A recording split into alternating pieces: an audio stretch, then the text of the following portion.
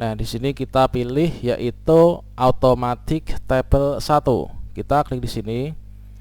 Maka di sini secara otomatis akan dimunculkan daftar isi kita, teman-teman. Assalamualaikum warahmatullahi wabarakatuh, sobat-sobat calon guru, selamat datang di channel Calon Guru.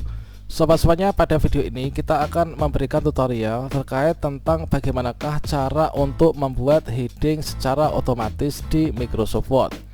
Nah, sebelum kita lanjutkan, di sini teman-teman perlu ketahui bersama yang dimaksud dengan heading itu apa. Heading itu biasanya digunakan untuk mempermudah penulisan laporan, makalah, artikel ya. Dengan heading ini artinya nanti kita sudah akan memiliki format pokok bahasan yang akan kita tulis. Nah, di sini biasanya heading itu bisa jadi dibuat sebelum artikel atau karya tulis kita ini dibuat. Namun di sini kita akan praktekkan, yaitu kita sudah jadi untuk artikelnya, namun di sini untuk yang heading ini kita buat di belakang. Nah, berikutnya terkait tentang fungsi heading ini tentunya sangat banyak sekali ya, teman-teman. Kalau misalkan di sini kita memiliki sebuah artikel atau mungkin karya tulis atau skripsi, tesis dan disertasi, ketika nanti kita akan menyajikannya dalam proceeding ataupun juga dalam ujian skripsi, misalkan seminar, tesis dan lain sebagainya. Kalau misalkan kita dari beratus-ratus halaman ini kita scroll satu persatu untuk mencari misalkan daftar isi atau mungkin mencari bahan dan metode dan lain sebagainya, ini tentunya akan memakan waktu yang lama. Jadi untuk fungsi heading itu adalah memudahkan kita untuk menavigasi dokumen kita ya, teman-teman. Oke, di sini kita sudah siapkan satu dokumen yang akan kita buat headingnya. Oke, di sini kita sudah memiliki sebuah artikel yang mana nanti setelah kita membuat heading ini juga kita bisa membuat untuk daftar isinya secara otomatis. Baiklah, langkah pertama di sini kita siapkan untuk dokumennya ya. Untuk dokumen yang akan kita buat navigasi secara otomatis, kita buat heading, maka kini kita munculkan dulu yaitu navigation pane-nya. Untuk memunculkan navigation pane, di sini kita klik pada bagian view. Kemudian di sini kita checklist pada bagian navigation pane. Ini kita checklist di sini. Berikutnya di sini akan ditampilkan tampilan navigasi seperti ini. Nah, di sini yang pertama saya akan memberikan heading pertama itu adalah pada bagian pendahuluan ya. Nah, ini jadi pendahuluan. Nanti kita dengan cara klik saja pada bagian heading ini, otomatis nanti kita akan diarahkan menuju ke bagian pendahuluan. Untuk yang pertama, nah misalkan saya membuat di pendahuluan, saya berikan heading ya. Nah, ini kita klik di sini, arahkan kursor pada bagian tulisan pendahuluan. Kemudian di sini kita klik home. Berikutnya di sini kita pilih heading. Di sini kita pilih heading 1 ini, teman-teman. Kita klik di sini. Nah, berikutnya di sini kita klik kanan.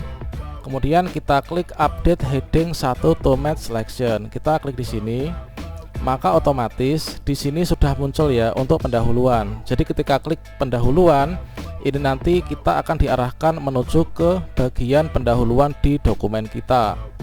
Setelah saya membuat bagian pendahuluan, berikutnya saya akan membuat heading yaitu pada bagian metode penelitian. Nah, di sini kita klik metode penelitian, kemudian kita klik heading 1. Otomatis di sini akan muncul ya untuk metode penelitian. Nah, ketika kita sudah memasukkan untuk heading 1 yang match tadi, maka untuk berikutnya ini kita tinggal klik saja untuk teks mana, judul mana bagian ini yang akan kita berikan heading. Kita klik saja heading 1, maka nanti akan otomatis ya, teman-teman.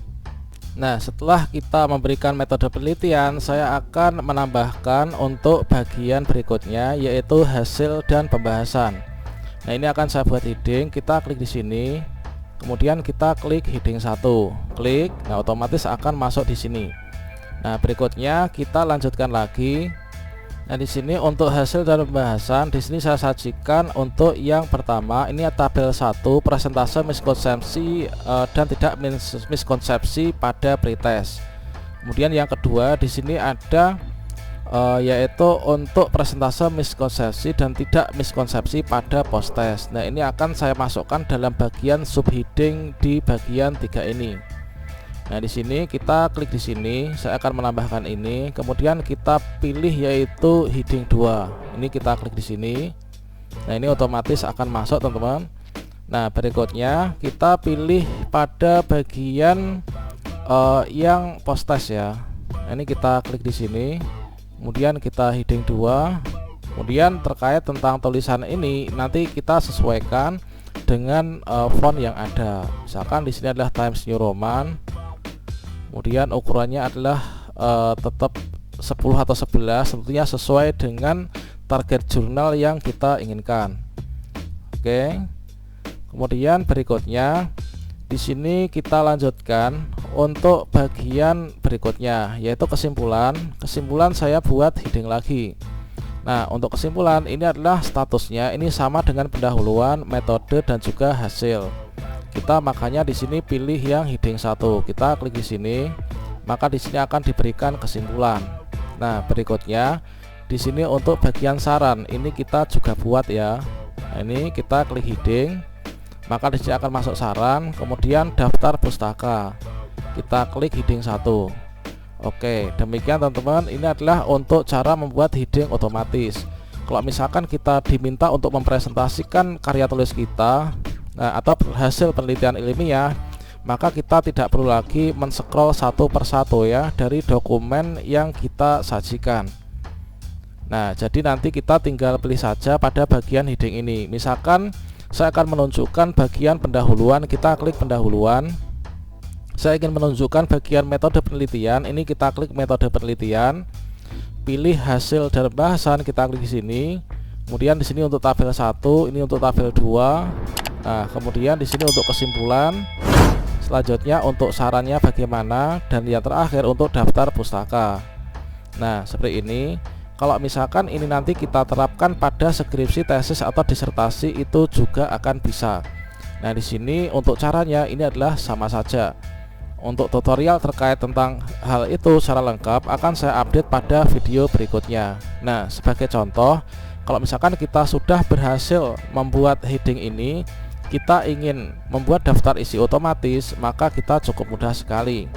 Nah, jadi semua udah jadi ya. Misalkan untuk daftar isi ini adalah saya akan taruh di bagian paling bawah saja, karena untuk artikel yang diupload ke jurnal ini tidak memerlukan yang namanya daftar isi. Biasanya untuk daftar isi itu adalah makalah, karya ilmiah, atau juga tesis, disertasi maupun skripsi. Kita contohkan pada halaman yang terakhir. Oke, saya di sini akan misalkan membuat daftar isi.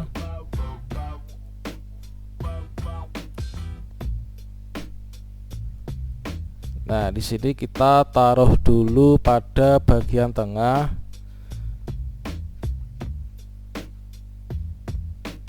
Nah, setelah ini kita arahkan kursor di bagian enter setelah daftar isi.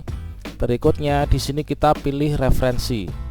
Nah, setelah kita pilih referensi, maka berikutnya ini kita pilih pada bagian table of content. Nah, di sini kita pilih yaitu automatic table 1. Kita klik di sini. Maka di sini secara otomatis akan dimunculkan daftar isi kita, teman-teman. Nah, ini nanti untuk kontennya ini kita bisa hilangkan atau dibuang atau diganti ya. Jadi dengan demikian kita sudah berhasil membuat heading secara otomatis dan juga membuat daftar isi secara otomatis. Demikian informasi ini, semoga bermanfaat. Wassalamualaikum warahmatullahi wabarakatuh.